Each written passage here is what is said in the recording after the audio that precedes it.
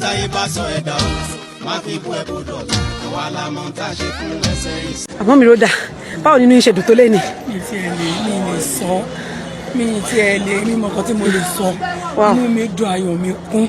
mo kẹ́ everybody. ẹ má sunkún ẹ má sunkún ẹ má sunkún. mo olólùfẹ́ Ìjẹ̀ṣà mo kí wọn. ẹ má sunkún. mo kí ọmọ Nàìjíríà rere mo kí yín thanks for open support ẹ ṣé mo kí yín inú mi dùn ayọ̀ mi kún bó tilẹ̀ jẹ́ wípé ìka ènìyàn rò pé ó máa kú sẹ́wọ̀n tàbí ó máa kú síbi tó wà mo dúpẹ́ pé Ẹlẹ́dàá yọ orí gbogbo ti yọ inú mi dùn ayọ̀ mi kún ṣùgbọ́n kí ọmọ Nàìjíríà mọ̀ kìíní kan wípé olóòtú ò ní kú sípò ìkà mo fẹ́ kọ́ ọmọ kìíní kan wípé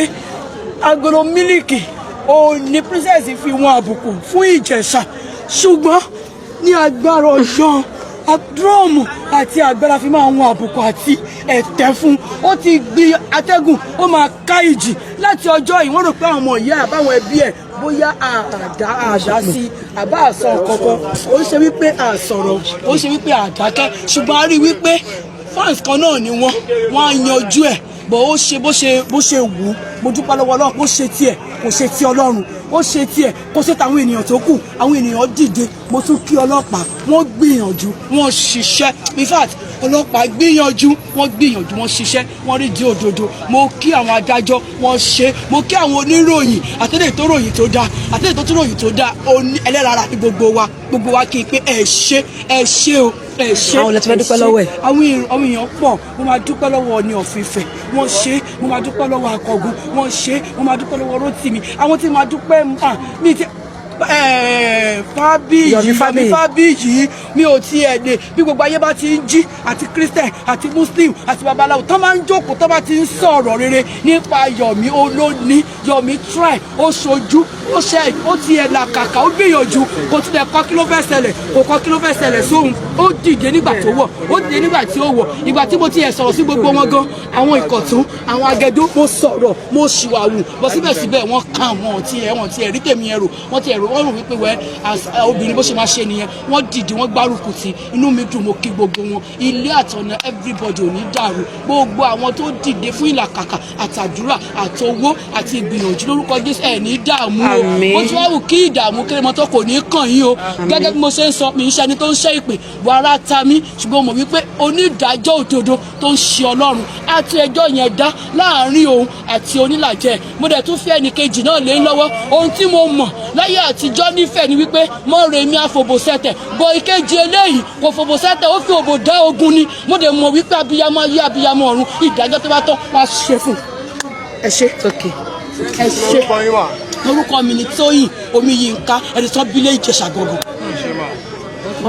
ọpẹ́ ìyìn àtọlá fún Ọlọ́run ọba lórí ayé bàbá Ìjẹ̀ṣà ni o congratulations to bàbá Ìjẹ̀ṣà nítorí pé àná Ọlọ́run ojú títí láíláí ni o ojú títí àwọn ọ̀tá ojú títí actress Iyabo Ojo bẹ́ẹ̀ ni ojú títí àwọn tampa president ojú títí àwọn lọ́balọ́ba ní ìpínlẹ̀ Èkó ni o tí wọ́n fọkàn sí wípé bàbá Ìjẹ̀ṣà ó máa bá bẹ̀ lọ ni àti kò ní bọ́ nínú ẹ̀ bọ́lọ́jọ́ yìí ni o àdúpẹ́ lọ́wọ́ Ọlọ́run bá nítorí pé Ọlọ́run ti mú bàbá Ìjẹ̀ṣà borí ogun ọ̀hún ti mú jáde láyọ̀ àtàlàáfíà ẹ̀yin tèmi bí awakùnrin tí gbìyànjú mọ̀tò Olúwaṣèyí bó ṣe gbẹ́nu sí máìkì nìyẹn bó ṣe bẹ̀rẹ̀ sí ń sọ oríṣiríṣi ọ̀wọ̀ ní ìṣe ọ̀sán yẹn nípa kéèsì bàbá Ìjẹ̀ṣà ni o matter of fact awakùnrin yìí sọ wípé wọ́n ti rìlíìsì bàbá Ìjẹ̀ṣà ni o ẹ̀yin tèmi níbo là tó já sí ẹ̀yin tèmi mo lérò pé tí gbogbo wàhálà tó ń lọ lórí ẹ̀rọ láti bí ọjọ́ méjì mẹ́ta báyìí lórí kéèsì bàbá Ìjẹ̀ṣà I think 2 or 3 days ago ni wọ́n mọ̀ sí kan bẹ́ẹ̀ síta sọ pé bóyá allegedly sọ pé princess sick àbí whatever àwọn kọ̀ọ̀kan sọ pé kò sick ẹ̀yin tèmi oríṣiríṣi gbà sí wọ́tọ̀wọ́tọ̀ ever since then náà láti oríṣiríṣi videos and pictures and every other thing tó ti ń circulate nípa bàbá Ìjẹ̀ṣà àwọn kọ̀ọ̀kan tẹ̀ tó gbé videos tag wọn sẹ́f lọ́nà dàn pé bàbá Ìjẹ̀ṣà sick or whatever tí wọ́n ní actor Yomi Fábíyì ó ń sọ̀rọ̀ sókè sọ pé kí wọ́n tọ́jú bàbá Ìjẹ̀ṣà ẹ̀yin tèmi ló wọ́ kùtùkùtù ní ìjà bàbá wákùnrin ló bá gbẹ́nu sí máìkì ló bá sọ̀rọ̀ ilẹ̀kùn ẹ̀là wákùnrin ti ṣàlàyé sókè sọ pé Ọlọ́run máa ti kó bàbá Ìjẹ̀ṣà yọ Ọlọ́run ti kó yọ nínú ewu pátápátá Ọlọ́run dẹ̀kẹ̀lú ó ti dójú ti gbogbo àwọn ọ̀tá ẹ̀ nínú Nollywood pàápàá actress Iyabo Ojo ṣe bó sọ pé òun tiẹ̀ máa ta lóhùn lọ́jọ́ kìíní àná òun máa make sure pé wọ́n release bàbá Ìjẹ̀ṣà pé bàbá Ìjẹ̀ṣà gbọ́dọ̀ kú sí ọgbà ẹ̀wọ̀n ni sọpọ́ lọ́run ti dójú tì o bẹ́ẹ̀ náà ni tampa president bẹ́ẹ̀ náà ni àwọn gọ́vnà ìpínlẹ̀ Èkó ń pé wọ́n fọkàn sí pé actress Iyabo Ojo ó lè ṣojú wọn àti ó lè help wọn. Ìgbà tó wá rí mọ̀ wípé actress Iyabo Ojo fẹ́ gbàbọ̀dè fún wọn